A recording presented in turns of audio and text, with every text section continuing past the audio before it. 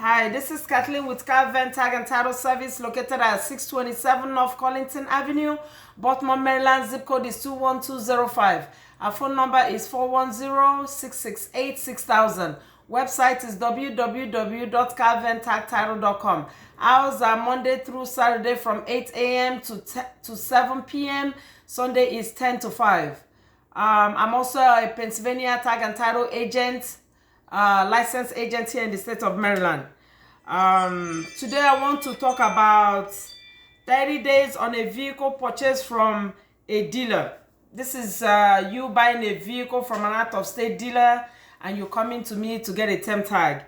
If you purchase the vehicle from a Maryland dealer, the dealer will register the vehicle for you. So the dealer will give you, dealership will give you the plate after I think before the expiration of your 60-day temp tag.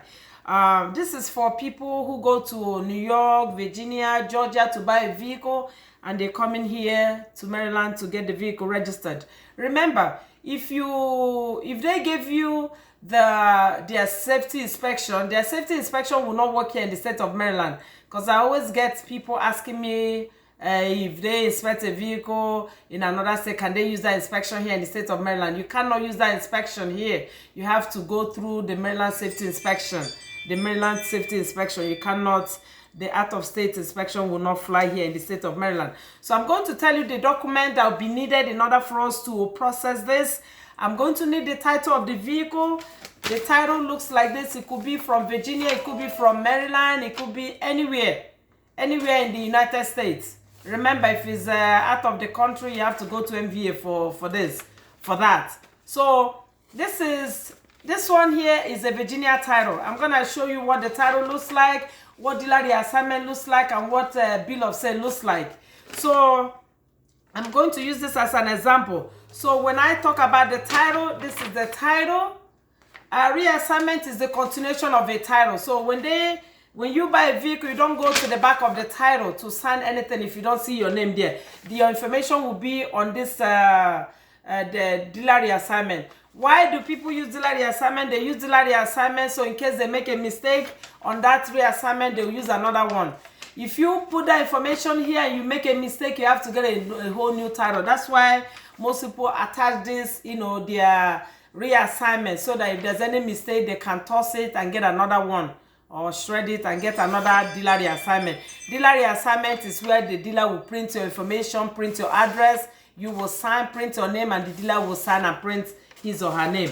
And then also they give you a bill of sale. A dealer bill of sale is like when you buy something from a store like Home Depot or Maryland, or Walmart, they give you a receipt with the company information. So this dealer bill of sale is the same as receipt you get from like Home Depot, Walmart, like that breaks down everything you purchase from them, the name of the company where you bought it from, the price you paid, and all of that. So the dealer bill of sale will have the vehicle information, will tell us how much the person paid for the vehicle. So both the dealer and the seller, dealer and buyer must sign the dealer reassignment and then dealer bill of sale. So we need the title. Like I said, if there's a lien on the title, it's gonna have the lender's information here. You see where it says liens here? It's gonna have like West Fargo, Westlake, the institution name here. So on this title, there's no lien on it. So basically, it will just be the title, dealer reassignment, dealer bill of sale, and the rest of the paperwork I'm going to mention. If let's say there's a lien on a vehicle, it's gonna have the lender's information here, meaning there's a lien on that title. So if there's a lien on it, we're gonna be asking for a lien release. So let's assume there's no lien on this title, or even if there is, we need the lien release, to process. So let me start all over again. We're gonna need the title. It could be Maryland, it could be Virginia, it could be US. It could be New York. It could be from any state here in the United States. So the next one I'm gonna need is the dealer reassignment. Dealer reassignment looks like this. Each state is different, but in the state of Maryland, this is what most dealers use this. So it will have, if you buy a vehicle and your name is not printed on the title, on the reassignment, then that means the vehicle hasn't been reassigned yet. You have to go back to the dealer and have the dealer reassign it. So as long as you see your name on that title, your name, address, your signature, and then see the dealer's name, signature, and the dealership name printed on it, you're okay. So the next one I'm going to be asking for will be dealer bill of sale. Dealer bill of sale is dealer's receipt, showing how much you paid for the vehicle. They're gonna put the year, make, and model, your address, your name. Both of you will sign and then and date it. So the next one I'm gonna ask for is gonna be odometer disclosure. Sometimes you have different odometer disclosure statements from different dealers. So whatever you have, the dealer odometer disclosure will state the actual mileage, or if there's any like not actual mileage, they will state it on that. It's like them vouching the odometer on the vehicle. So you might have, it could have more than one. That means if it's going from 2 different dealers or 3 different dealers. So whatever you have, you bring it here.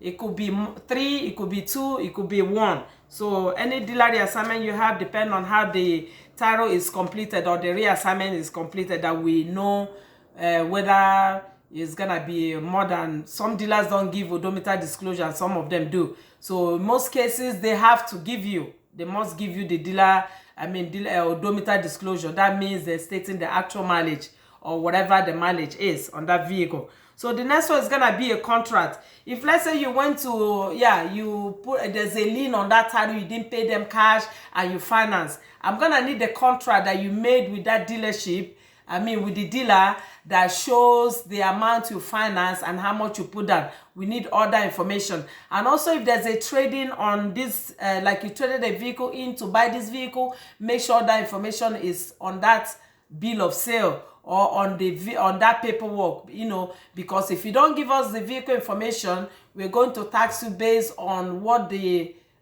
going to tax you on the full price. But if you traded a vehicle in, the system is gonna subtract it, and then whatever the balance is what we tax you on. The next one is gonna be VR-217. VR-217 is called security interest filing statement. This is the lender letting us know that they are putting a lien on that individual. So they're gonna put the vehicle information, put the customer's name, and then they will sign declaring that they are putting a lien on that vehicle. Next one is VR-005. Sometimes these dealers don't know that they have to print all these forms, so most of them will rely on the bill of sale. So if you don't see these forms, you should be looking closely on the bill of sale, because the dealer bill of sale will tell you if there's a lien on it, if there's a trading, all the information that you need will be there. Most of them that do know about these forms, yes, some of them will call MV, and MVA will tell them the forms to fill out. So if there's a lien going to be on the vehicle, I'm gonna need the dealer to complete VR-217. The next one is gonna be application for certificate of title.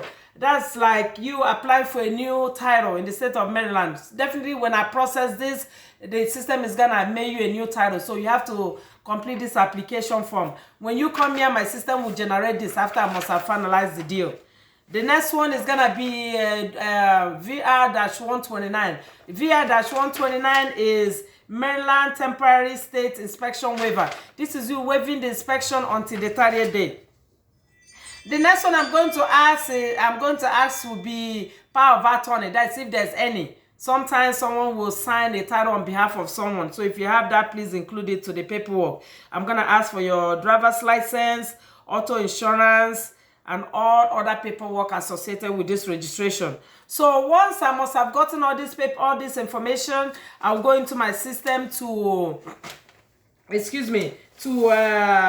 input all the information. Once I input all the information, the system will generate 2 forms for me. The system will generate VR-005 and VR-129. VR-005, like I said, is application for certificate of title. That's you applying for a new title. My system will input all the information that I put in my system. The system will plot everything on this form. So when I give you this form, I'll be asking you to verify, to make sure your information is correct, make sure the mileage is correct, make sure whatever the price you paid is there and the taxable amount. You know, the system will generate how much they're taxing you on that vehicle. And if everything is correct, I will need your signature here where it says signature of applicant, and then you put today's date. The next one is gonna be the inspection waiver. The inspection waiver is telling you that you have until an expired. It will tell you, it will specify a date here telling you have until that date to get it inspected, meaning it will be 30 days from that date of inspection to, 30 days from the date of registration to get the vehicle inspected. And after the system, before the finalization, I'm gonna tell you what your total is, and once you pay me, I will generate these 2 forms, and then I'll have you proofread everything and then sign for me. So once you must have signed for me, I'm going to prepare your plate. I'll give you your registration and I'll give you your receipt with my business card on it in case you have any questions.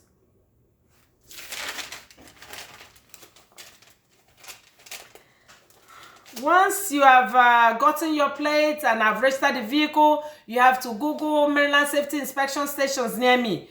You call them, make an appointment, and then on that day to take your vehicle to the inspector. If the vehicle passes the inspection, the inspector will give you a receipt or will tell you it's in the system.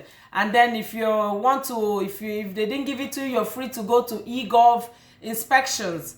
Put the last 7 of your VIN number or put the complete VIN number, and the system will tell you if the vehicle passed the inspection. Sometimes we get the inspection, they give you the receipt, they say it has passed the inspection, and then we look in the system, we don't find them.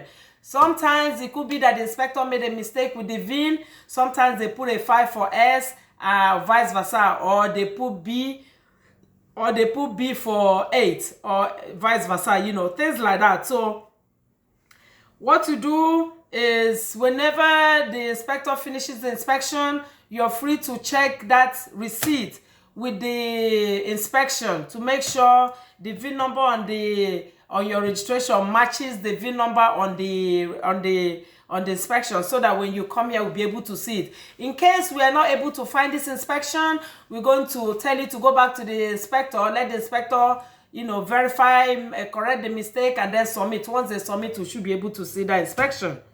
So if for some reason, after I must have registered your vehicle, you receive your title in the mail within 5 to 15 business days, depending on how MVA, depending on how busy MVA is. If MVA is busy, then it might take longer than 15 business days. If they're not busy, you might get it before then, or maybe around the 15th business day. So if for some reason you did not receive your title in the mail and it's taking too long, you've given it like a month and a half, and you still haven't received your title, you contact MVA at 410-768-7000 to find out why you have not received it. On your registration, we'll have the title number. You give that title number to MVA, and MVA should be able to tell you where your title is. Whether it's been mailed, they will tell you the exact date it was mailed, and MVA will tell you to check with your post office.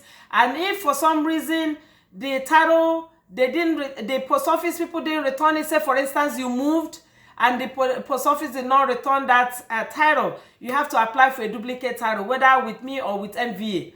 But if they return that title because you moved, then MVA will issue another title at no cost to you.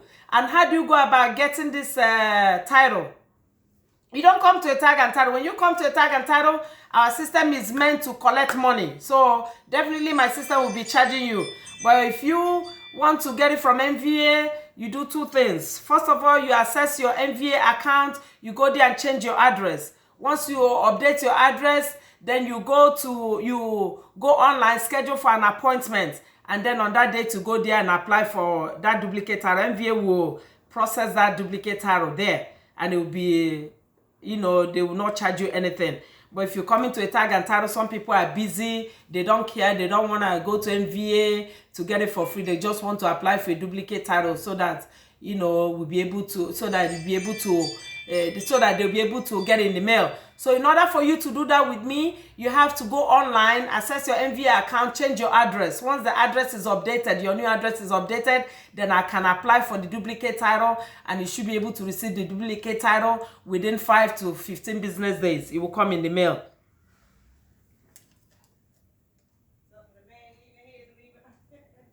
Okay, so this is all about it. So once you get your title in the mail, remember, if there's any announcements on that title that you presented to me, the same announcement will be made on that title. Like some of them will have like rebuilt, salvage, will say rebuilt on it. When you get your title, it should say rebuilt. If it's a clean clear title and it does not have the announcement, you have to go back to the tag and title agent where you process it, so that the tag and title agent will make a correction on that title. If it says Excel, it must say X Savage when you get your title. Whatever the announcement is, must say that announcement on the title you get in the mail. So on the front of the title, it will have your name and address on it printed there. That means that title has been transferred to you. So this is all about it. Let me restate all the documents that you're going to need to do this. You're going to need the title of the vehicle. If there's a lien on the title, I'm going to need a lien release, dealer reassignment, dealer bill of sale, odometer disclosure statement, contract if there's a lien on the title, on the vehicle that you are registering with me. We need VR 217 completed by the dealer. The dealer that's sending you, the dealer must complete VR-217, which is security interest filing statement to show that they are putting a lien on this vehicle. Then VR-005 application for certificate of title must be completed. VR-129 Maryland safety inspection, Maryland state inspection waiver. So if the dealer did not complete all these forms, sometimes they put the information on the bill of sale. So if the dealer did not fill out VR-217, this information should be on the dealer bill of sale.